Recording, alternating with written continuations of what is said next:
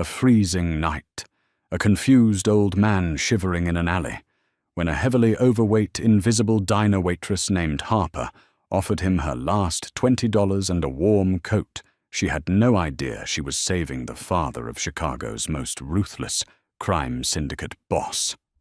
Now she's his obsession. The rain in Chicago during late October didn't just fall, it bit.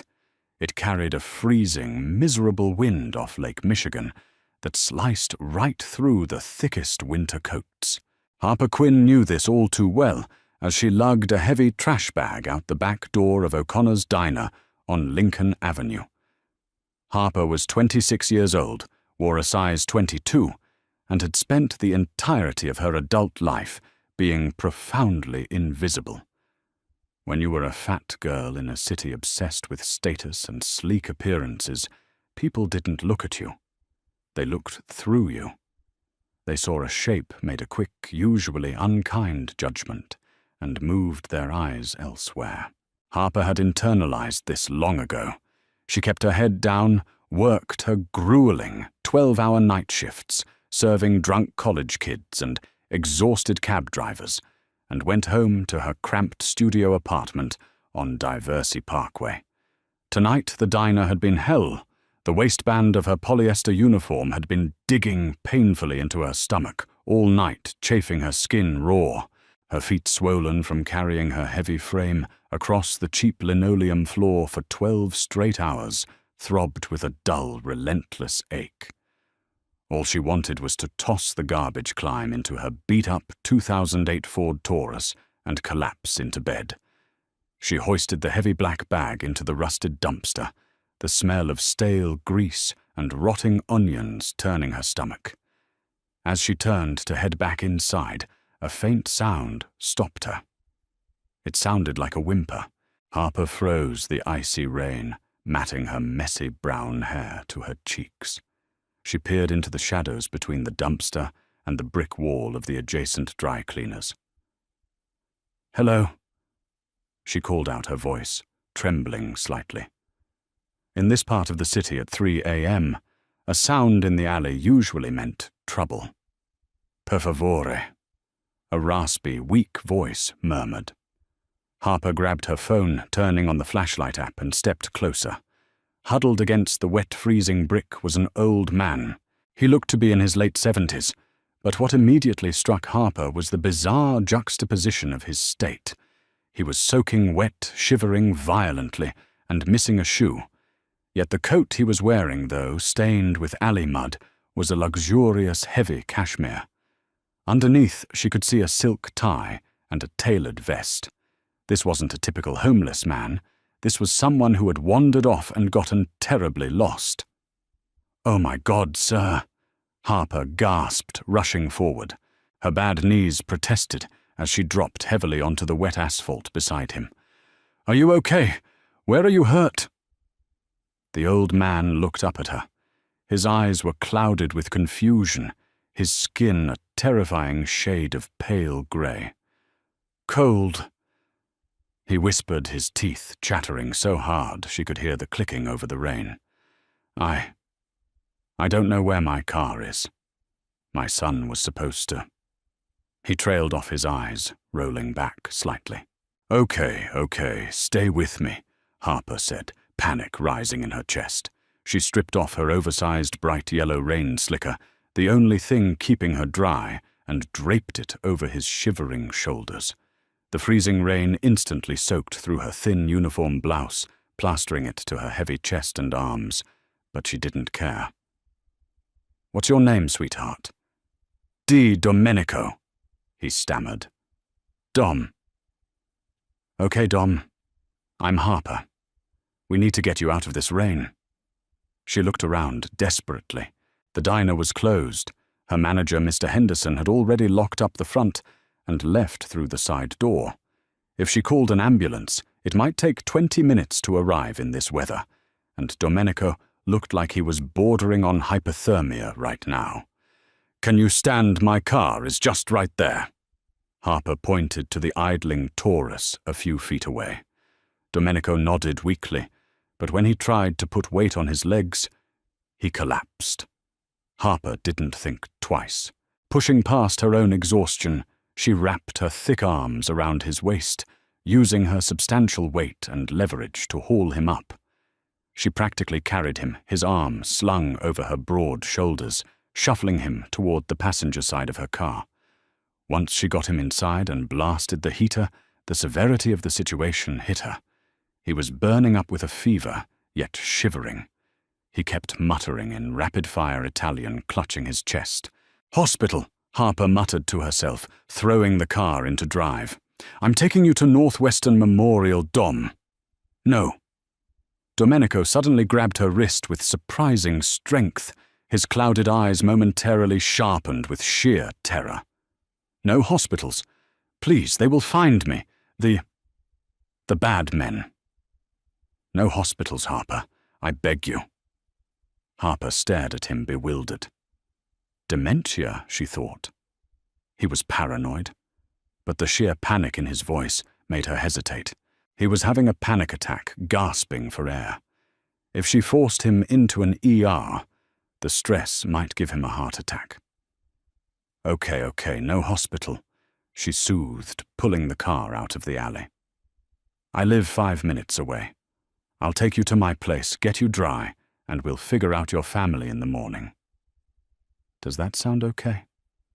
Domenico slumped back against the seat, nodding weakly. "You are a good girl," he whispered before passing out. The next hour was a blur of frantic activity. Harper managed to get the unconscious old man up the 2 flights of stairs to her apartment, a physical feat that left her gasping for air and her muscles screaming. She laid him on her worn-out floral sofa, stripped him of his wet, ruined designer clothes, and dressed him in a pair of her oversized sweatpants and a massive baggy t-shirt. She wrapped him in every blanket she owned. When she checked his discarded jacket for an ID, she found nothing but a damp, leather-bound notebook and a small, empty plastic pill bottle. The label read, "Nitroglycerin, Domenico Rossi, heart medication." Harper looked at the empty bottle, then at the pale, sweating old man on her couch. He needed those pills. She checked her bank app, $42.18 in her checking account, until payday on Friday. She grabbed her keys, ran back out into the freezing rain, and drove to the 24-hour Walgreens on Belmont Avenue. She didn't have a prescription, but after crying and begging the graveyard shift pharmacist explaining, she found a confused old man who needed his emergency heart meds. The pharmacist took pity on her and gave her an emergency blister pack. It cost her $38. Back at the apartment, she managed to wake Domenico just enough to place a pill under his tongue. Within 30 minutes, his breathing evened out, and the terrifying grey pallor left his face. Harper sat on the floor next to the sofa, wrapped in a towel, shivering in her wet underwear, because she had given him all her blankets. She watched him sleep, feeling a strange sense of protective warmth over this lost old man. She was exhausted, broke and freezing, but as she laid her head against the armrest of the sofa, she felt something she hadn't felt in a long time useful. The sun wasn't even up when the nightmare began. Harper awoke with a violent start to the sound of wood splintering. Before her brain could even register what was happening, her front door was kicked off its hinges, crashing onto the cheap laminate flooring of her entryway with a deafening bang. She screamed, scrambling backward until her wide back hit the wall. 4 massive men in dark suits swarmed into her tiny apartment. They moved with terrifying, practiced precision, their hands gripping matte black handguns with silencers attached. "Clear the kitchen," one of them barked. "Bedroom is clear," another shouted. Harper was hyperventilating, pulling a decorative throw pillow over her chest as if it could stop a bullet. She was wearing an old threadbare tank top and a pair of flannel shorts, acutely humiliatingly aware of her large thighs and dimpled skin exposed to these terrifying strangers. Then a 5th man walked through the ruined doorway. The air in the room seemed to plummet 10 degrees. He didn't carry a gun, but he was by far the most dangerous thing in the room. He was tall, well over 6 feet, wearing a charcoal grey custom Brioni suit that probably cost more than Harper made in 5 years. His hair was jet black, slicked back, and his jawline looked like it was chiseled from marble, but it was his eyes that froze Harper's blood. They were a dead, icy brown, entirely devoid of mercy. He surveyed the tiny, cramped apartment with a look of utter disgust. His gaze sweeping over Harper's trembling, heavy frame, huddled on the floor. He didn't see a woman. He saw an insect. "Where is he?" the man demanded. His voice was smooth, deep, and laced with a terrifying calm.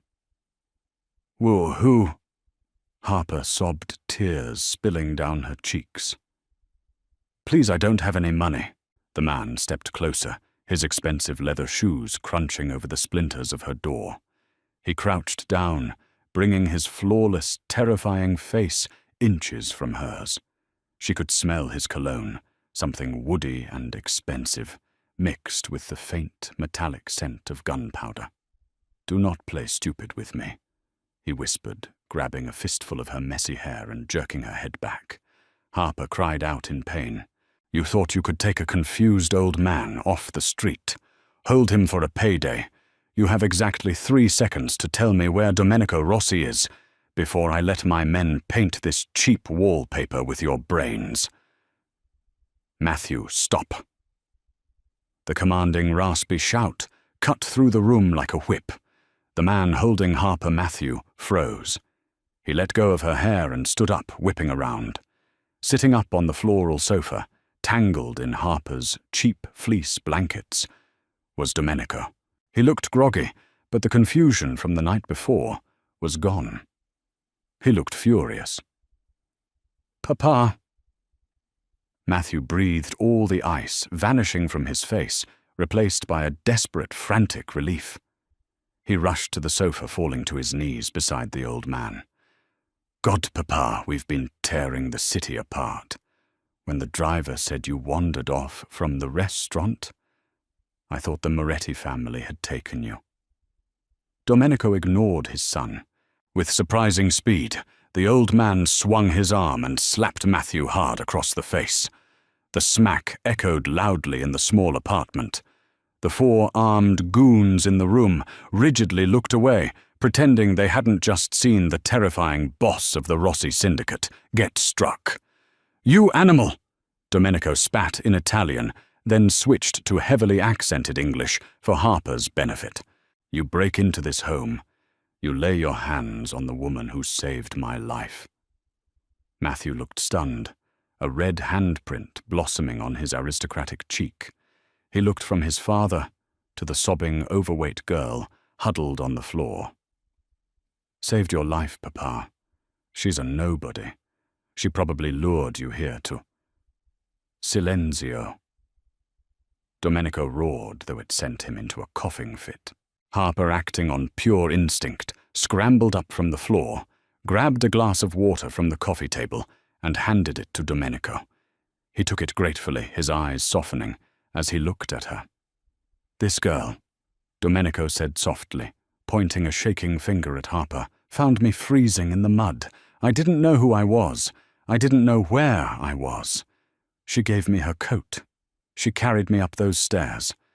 And when my heart began to fail," he reached into his pocket and pulled out the blister pack of nitroglycerin. "She bought me this. With her own money." Matthew's dark eyes widened a fraction. He slowly stood up and turned to face Harper. The disgust was gone, replaced by an intense, piercing calculation that made Harper feel even more naked and vulnerable. He looked at the discarded yellow rain slicker on the floor, then at the blister pack. "Is this true?" Matthew asked her, his voice low. Harper nodded frantically, wrapping her arms around her thick middle, desperately wishing the floor would swallow her whole. I found him in the alley behind O'Connor's. He didn't want to go to the hospital. I just wanted him to be safe." The silence in the room was suffocating.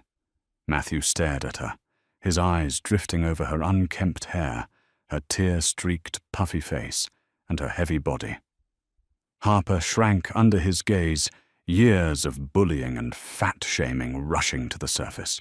She knew what men like him thought of women like her. To a billionaire mafia boss, she wasn't even human. Matthew reached inside his suit jacket. Harper flinched, thinking he was pulling a gun. Instead, he pulled out a thick platinum money clip. He peeled off a stack of crisp $100 bills, at least $5,000, and tossed them onto the coffee table. For the pills and the door, Matthew said coldly. He turned his back to her, dismissing her entirely. Get him up. We're leaving. His men immediately moved forward, gently helping Domenico to his feet. The old man pushed them away weakly and turned to Harper. Grazie, Harper, Domenico said, warmly, taking her plump, trembling hand and kissing the knuckles. You have the heart of an angel. Come, Papa, Matthew snapped impatiently, escorting his father out of the ruined doorway. Before Matthew stepped out, he paused. He looked back over his shoulder at Harper, who was still backed against the wall, clutching her arms. You never saw us, Matthew said, his voice a deadly promise.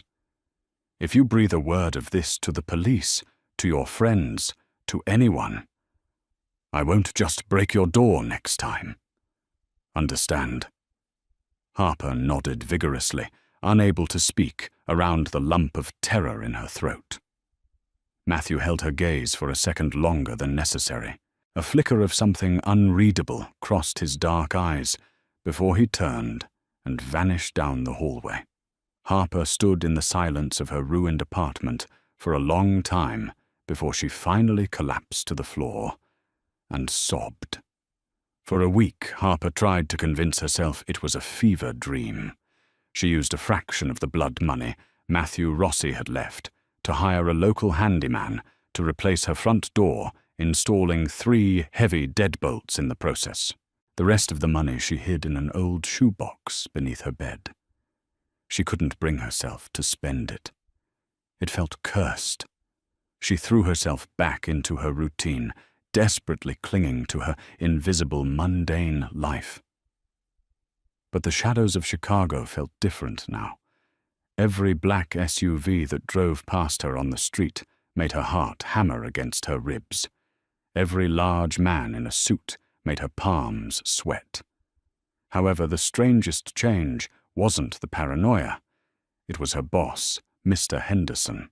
Henderson was a miserable, mean-spirited man who took out his life's frustrations on Harper. He constantly made snide remarks about her weight, gave her the worst shifts, and threatened to fire her if she ate a single fry off a customer's plate. But on Tuesday night, when Harper walked into O'Connor's diner, Henderson practically sprinted to the door to hold it open for her. Harper, good evening, let me take your coat? Henderson stammered, his face pale and slick with sweat. He looked like he hadn't slept in days. Harper stared at him, bewildered. I can hang it up myself, Mr. Henderson. Is everything okay? Yes, perfect, fantastic. He squeaked, his eyes darting nervously toward the window. Listen, I adjusted the schedule. No more graveyard shifts for you, only days. And, I authorized a raise, $4 an hour. Harper dropped her purse. What? Just please, Harper. Henderson leaned in his breath, reeking of cheap scotch and sheer panic. If anyone asks, I treat you well, right? I'm a good boss. I respect you. Who would ask? Harper asked, a cold dread pooling in her stomach. Henderson violently shook his head and scurried back to the kitchen, leaving Harper standing frozen by the counter. It was them, the Rossi family.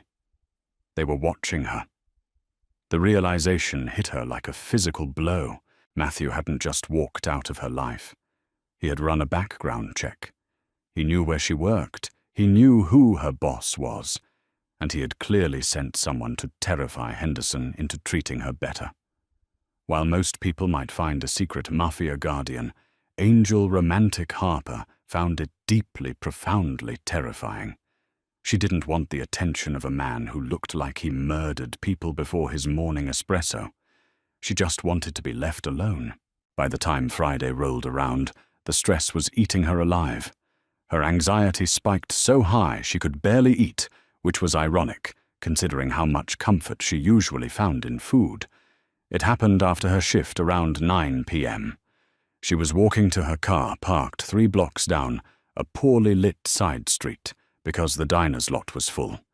The wind was howling, rattling the street lamps above. "Hey, big girl," Harper stopped. Stepping out from the shadow of a boarded-up storefront was Ricky "Shiv" Jenkins, a local low-level gangbanger who terrorized the Lincoln Park neighborhood. He was high jittery and holding a switchblade that glinted under the flickering amber streetlights. "Hand over the purse, Porky." Ricky sneered, taking a step closer, waving the blade. "And the keys, let's go." Harper's breath caught. She clutched her worn leather purse to her chest. "Ricky, please.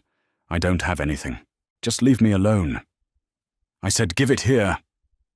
Ricky lunged forward, grabbing the strap of her purse. Harper, driven by a surge of adrenaline, yanked back with all her weight. Because of her size and low center of gravity, Ricky lost his footing and stumbled forward. Harper shoved him away, trying to run toward her car. "You fat bitch," Ricky snarled, recovering his balance and lunging at her with the knife raised. Harper screamed, throwing her arms up to shield her face. The impact never came. A shadow seemed to detach itself from the brick wall beside them. It moved with blinding, terrifying speed. A massive hand shot out, grabbing Ricky by the throat, hoisting the gangbanger completely off his feet. Harper gasped, stumbling backward against a parked car. Holding Ricky suspended in the air was a giant of a man in a black trench coat. He was easily 6'5", built like a tank. With a sickening crunch, the giant squeezed, and Ricky dropped the knife, choking his eyes bulging out of his skull. Another man stepped out of the darkness.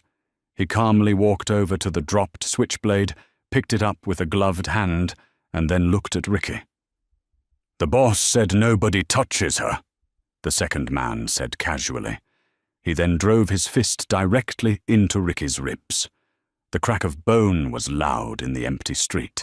Ricky let out a garbled shriek as the giant tossed him into a pile of garbage bags like a broken toy.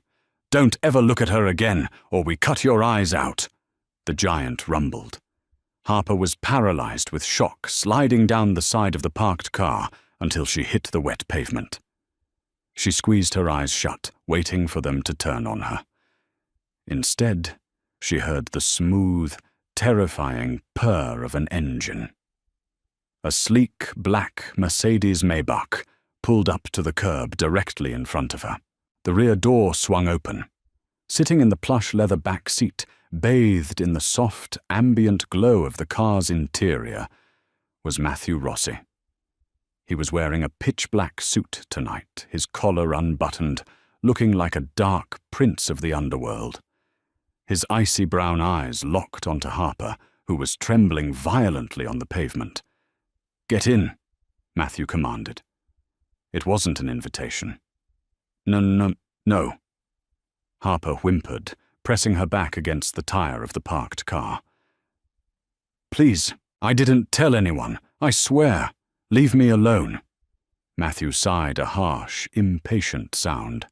He uncrossed his long legs and stepped out of the Maybach, towering over her. He didn't look at the bleeding street thug in the garbage. He only looked at Harper. "If I wanted to hurt you, Harper, you would have been dead 6 days ago," Matthew said, his voice lowering to a dangerous velvety timbre. He reached down, offering her his hand. "My father has refused to eat for 3 days. He is driving my men insane. He insists that he will only eat if the kind girl joins him for dinner." Harper stared at his large, immaculate hand. He wants me to come to dinner." "Yes," Matthew said, his jaw tightening, as if the admission physically pained him. And since my father's health is the only thing in this world I care about, you are coming to dinner. Now. I can't. Harper blurted out her insecurities, suddenly screaming louder than her survival instincts. She looked down at her stained diner uniform, smelling of fry grease, and sweat, feeling her heavy thighs spread out on the concrete. Look at me, I'm a mess. I'm disgusting. I can't go to some fancy mafia mansion like this. Matthew paused. His dark eyes slowly dragged over her form. It wasn't the dismissive, cruel look he had given her in the apartment a week ago. This time he actually looked at her. He saw the way she desperately tried to hide herself behind her purse, the blush of deep humiliation burning on her cheeks. To Harper's absolute shock, Matthew didn't sneer. He didn't laugh. He stepped closer, crouched down, and gripped her chin firmly but gently, forcing her to look into his terrifying eyes. The men in my world respect power, Harper, Matthew said softly, the scent of his expensive cologne wrapping around her. You threw a grown man off balance and fought back. You saved a boss of the commission from dying in an alley. There is nothing disgusting about that. Now take my hand. Trembling, completely overwhelmed by the proximity of this dangerous, powerful man, Harper slowly reached out and placed her plump hand in his. His grip was warm and surprisingly gentle as he pulled her to her feet and guided her into the back of the Maybach. As the car door slammed shut, plunging them into the luxurious darkness of the cabin, Harper realized with sickening clarity that her invisible life was over. She was now a prisoner to the darkest family in Chicago.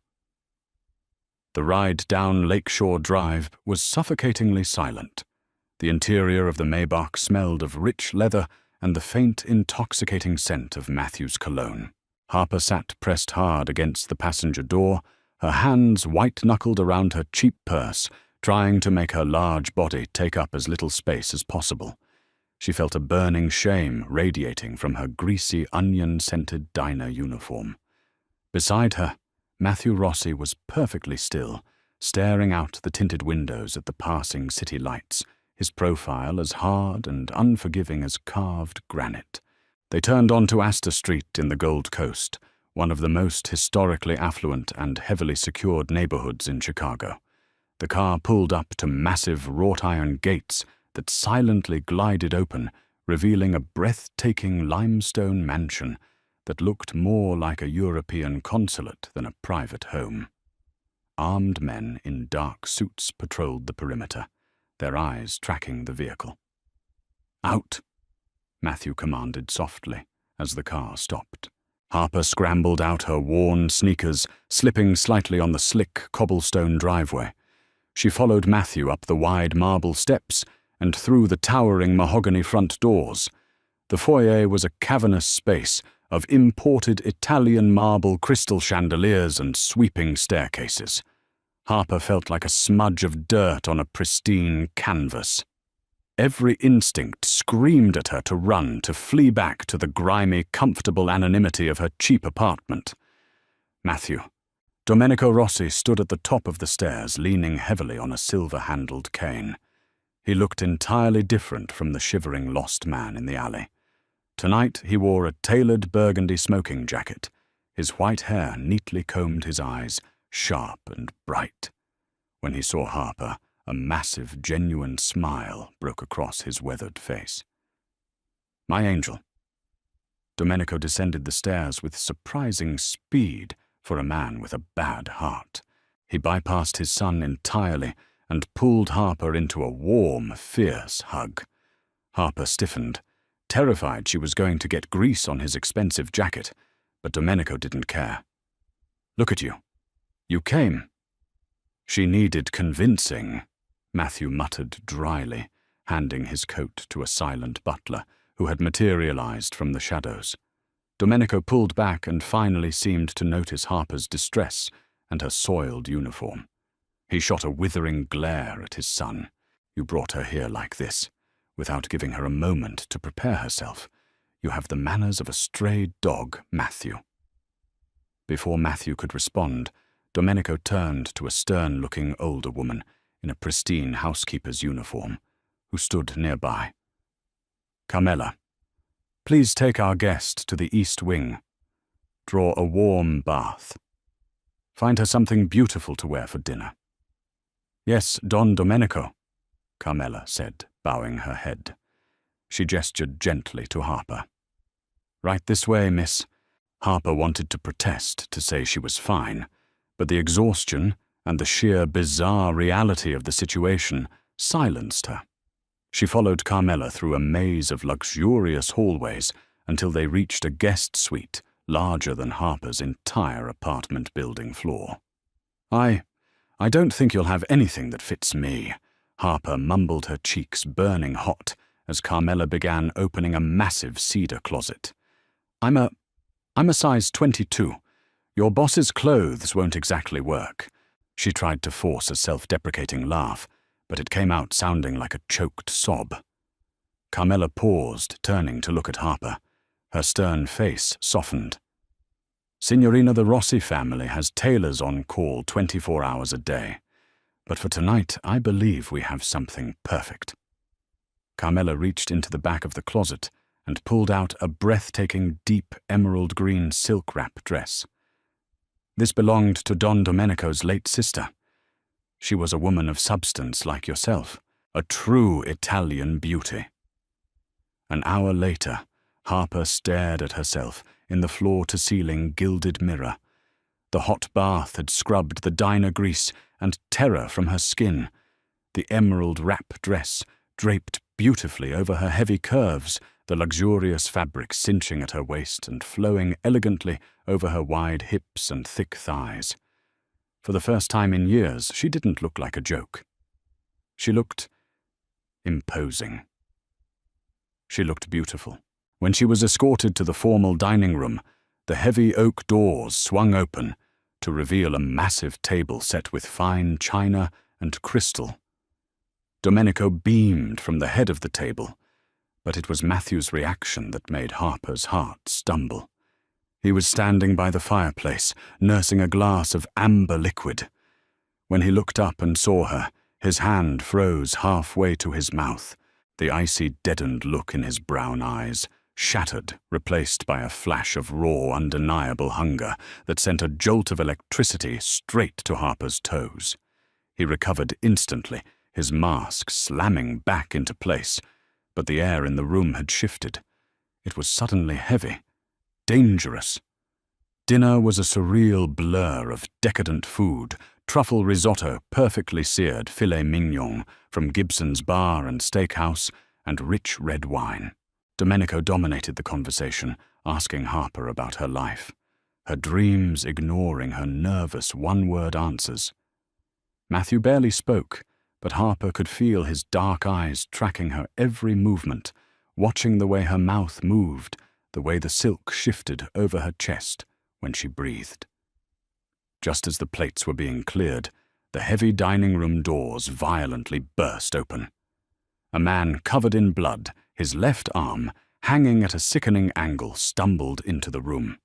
Two of Matthew's massive guards were trying to hold him up. "Boss!" The bleeding man gasped, spitting blood onto the Persian rug. "It was an ambush. The warehouse on 18th Street. Carmine Moretti. He sent a message." Matthew stood up his chair, scraping violently against the floor. He didn't look angry. He looked lethal. "What message?" The bleeding man locked eyes with Matthew, then his gaze slowly drifted over to Harper, who was frozen in her seat, trembling. "Moretti says he knows about the fat girl," the enforcer choked out. "He knows she's the one who hid your father. He says she's a loose end, and he's going to tie it up." The wine glass in Domenico's hand shattered red wine bleeding over the pristine white tablecloth. "Absolutely not. You cannot keep me here." Harper's voice cracked, echoing off the high ceilings of Domenico's private study. She was pacing furiously, the heavy silk of the emerald dress snapping around her ankles. The terror of the bloody enforcer had quickly morphed into a frantic, trapped panic. Matthew stood behind his father's massive mahogany desk, casually pouring himself a fresh glass of scotch. He was maddeningly calm, entirely unbothered by her outburst.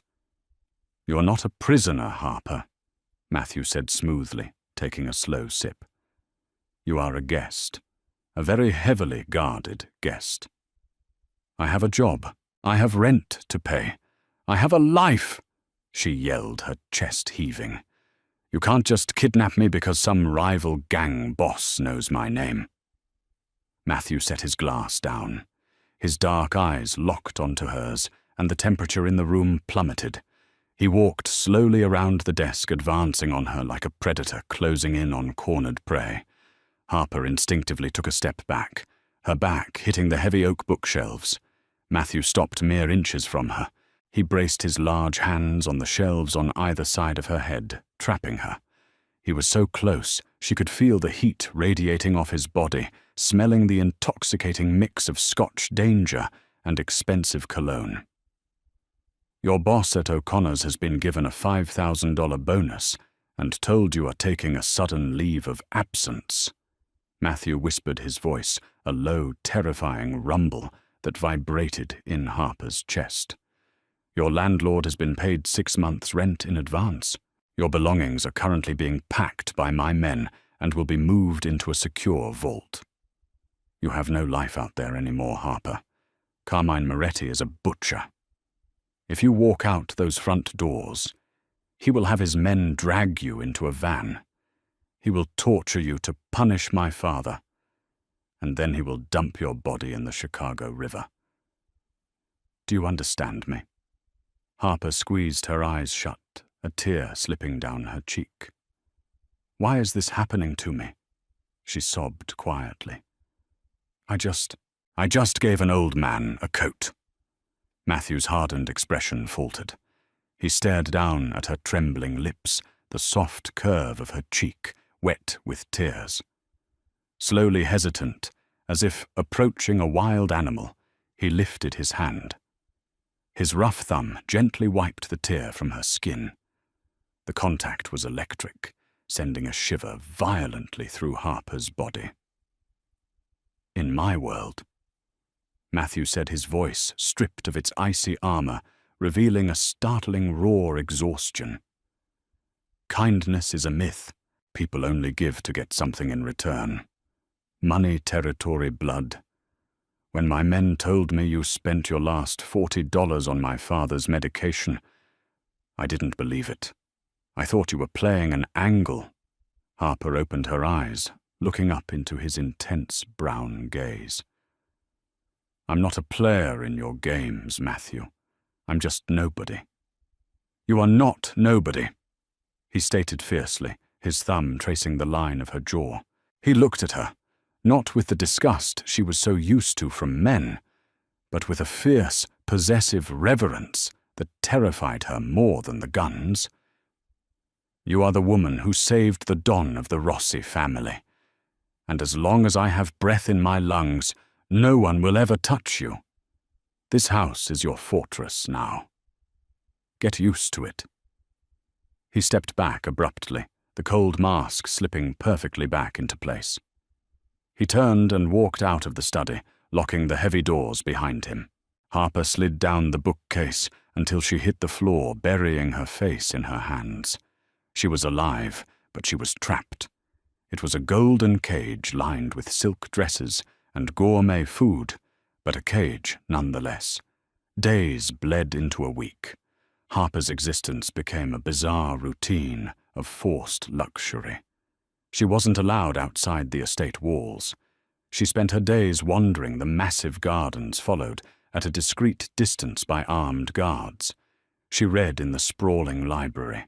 She took meals with Domenico, who treated her like a cherished daughter, telling her wild, sanitized stories of his youth in Sicily. Matthew was a ghost. She only saw him in passing, striding down hallways, surrounded by grim-faced men, his suit jacket off, exposing the holstered gun strapped to his ribs. Every time their eyes met, The air sparked with an unspoken, suffocating tension. But he always looked away first. It was on the 8th night that the silence broke. Unable to sleep, wrestling with severe anxiety, Harper slipped out of her suite at 2 a.m. She padded down to the cavernous stainless steel chef's kitchen. Cooking had always been her coping mechanism, when the world was cruel butter and carbohydrates made sense. She found a loaf of artisan sourdough and a block of aged cheddar, turning on the massive industrial stove to make a grilled cheese sandwich. "Do you always cope with stress by eating, or is this a special occasion?" Harper gasped, dropping the spatula.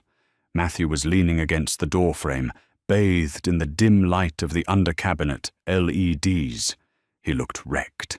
His tie was gone, his shirt unbuttoned halfway down his chest, and he held a tumbler of straight vodka. There were dark, bruised circles under his eyes. It calms me down." Harper defended defensively, crossing her arms over her thick stomach, suddenly hyper-aware of her plush, oversized pajamas. "Do you mind?" "It's the middle of the night." Matthew slowly walked into the kitchen, setting his glass on the marble island. He looked at the sizzling sandwich in the pan, then up at her. "Make me one," he said simply. Harper blinked in surprise. "You want a grilled cheese?" "I haven't eaten in 2 days," Matthew replied, running a hand through his usually immaculate hair, messing it up. "Carmine Moretti has hit 3 of our shipping warehouses. We are bleeding money and men. I am trying to keep a war from spilling onto the streets of Chicago, and my father is demanding I spend more time socializing with our guest." He let out a harsh, bitter laugh. "So yes, make me a sandwich, Harper." They sat on opposite sides of the massive kitchen island, eating in silence. For the first time, Matthew didn't look like a terrifying mafia boss.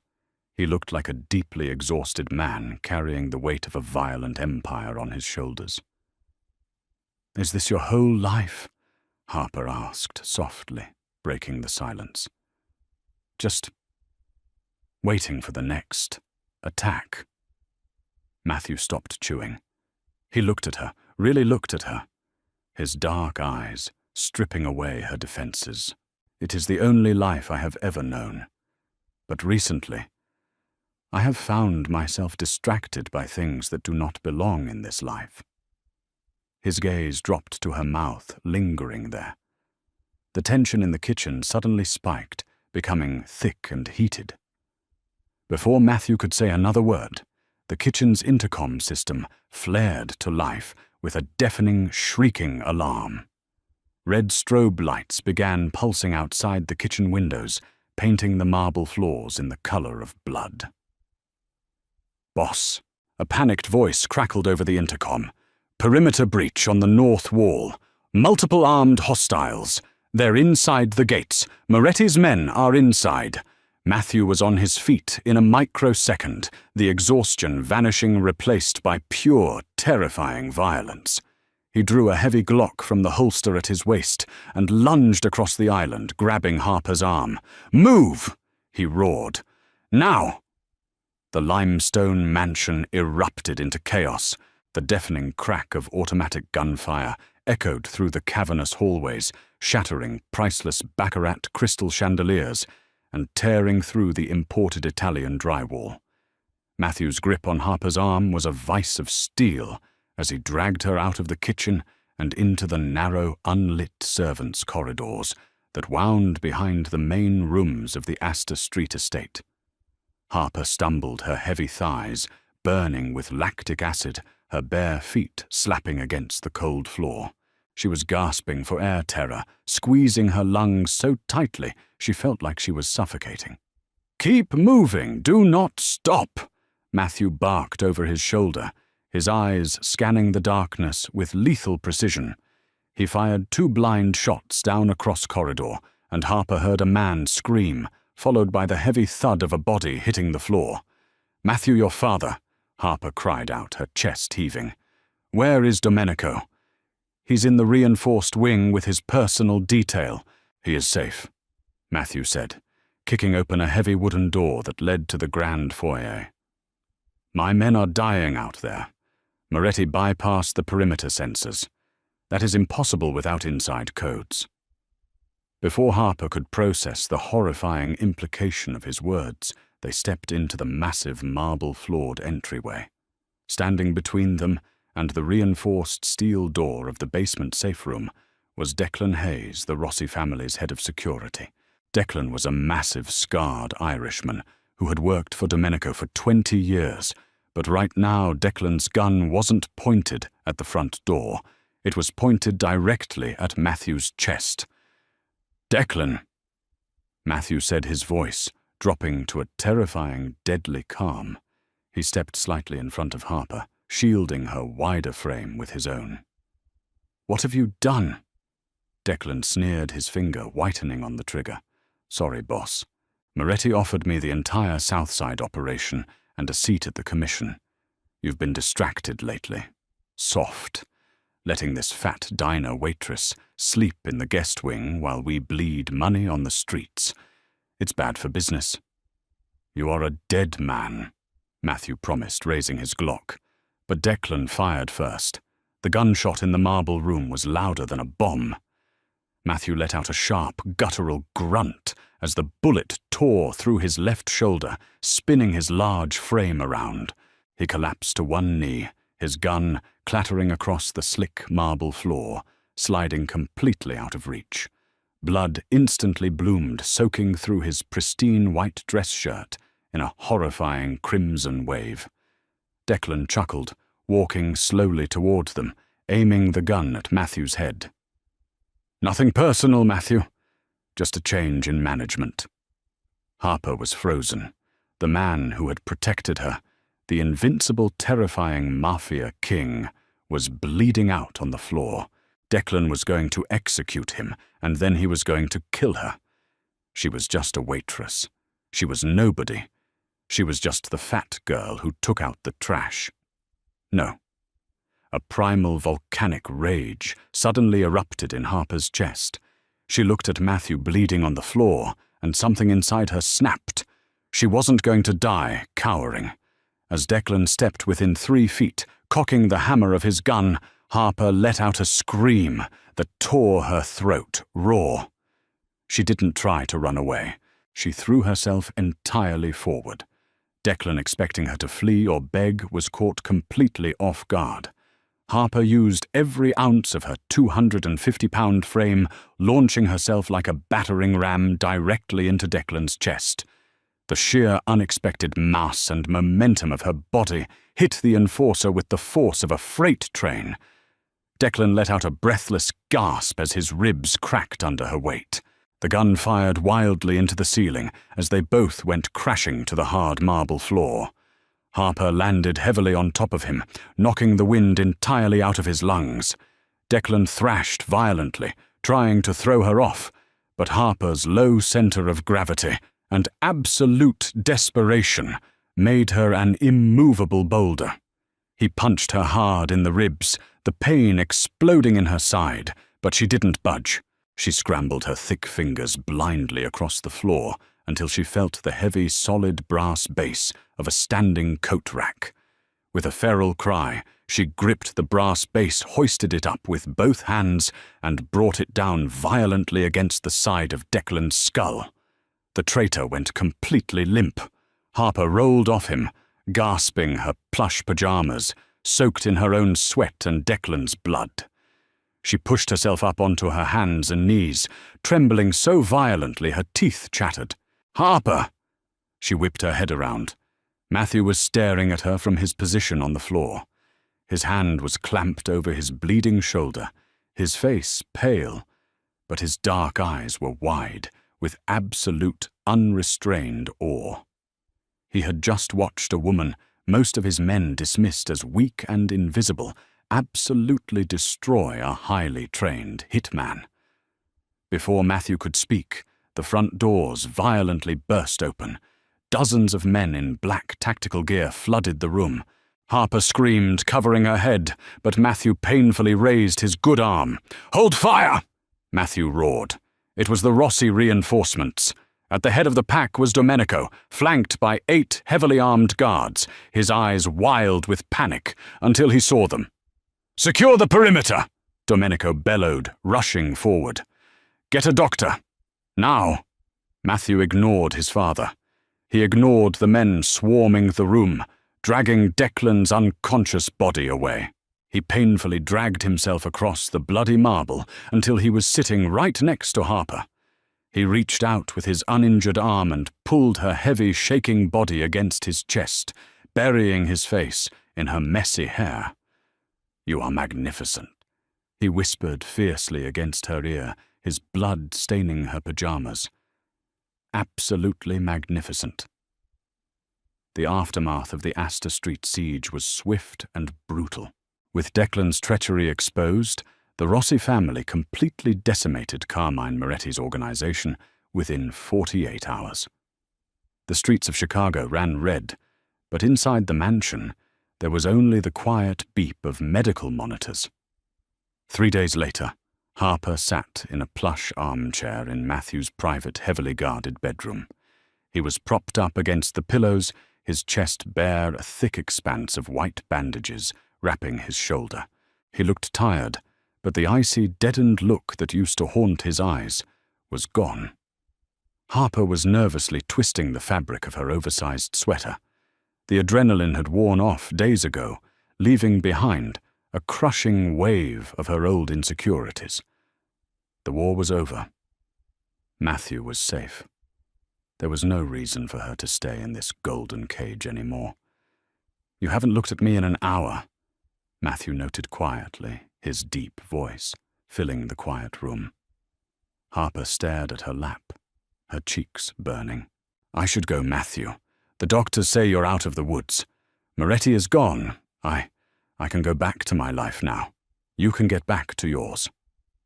"My life," Matthew repeated, shifting slightly in the bed. "And what life is that?" This Harper gestured to the opulent room, to the armed guards stationed outside the oak doors.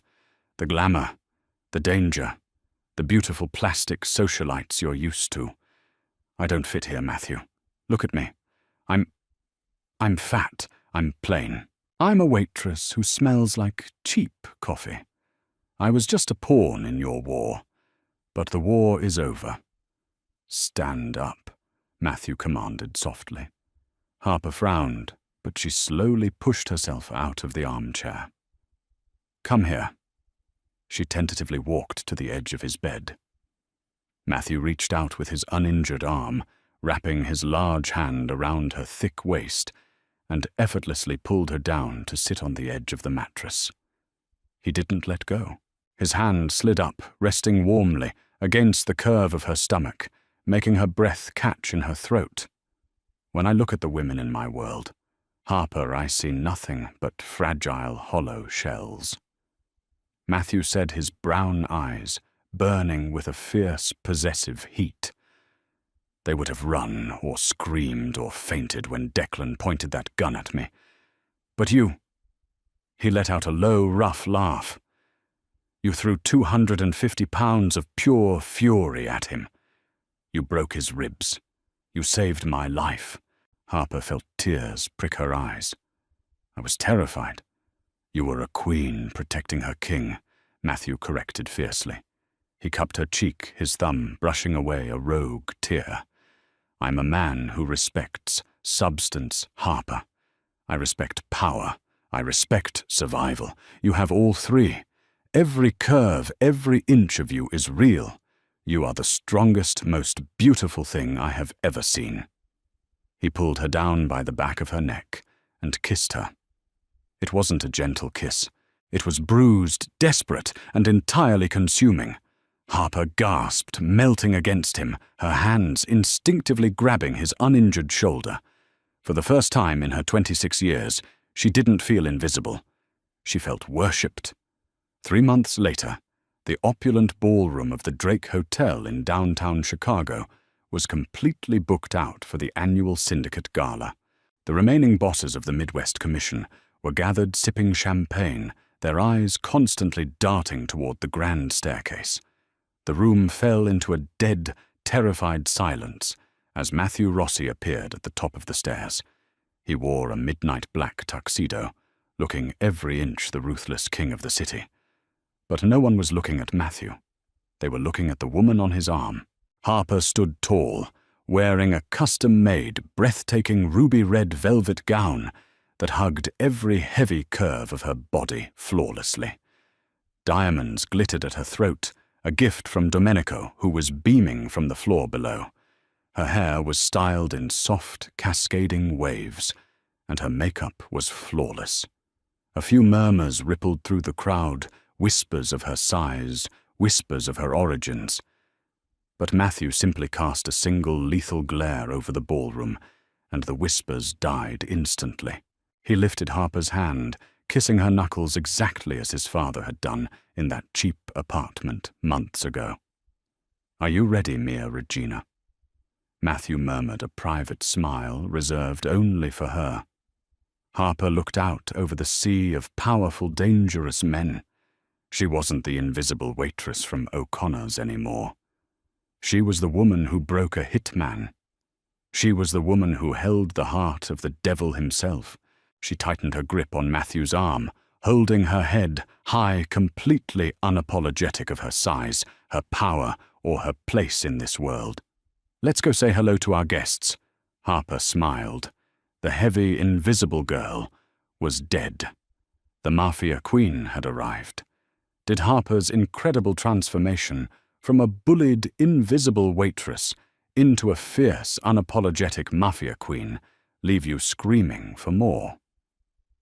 This story proves that real strength and beauty come in all sizes. If you loved seeing Matthew worship every curve of her body and defend her against the entire criminal underworld, hit that like button, subscribe to the channel, and share this video. Drop a comment below. Would you have risked it all to save the old man in the alley? Let us know.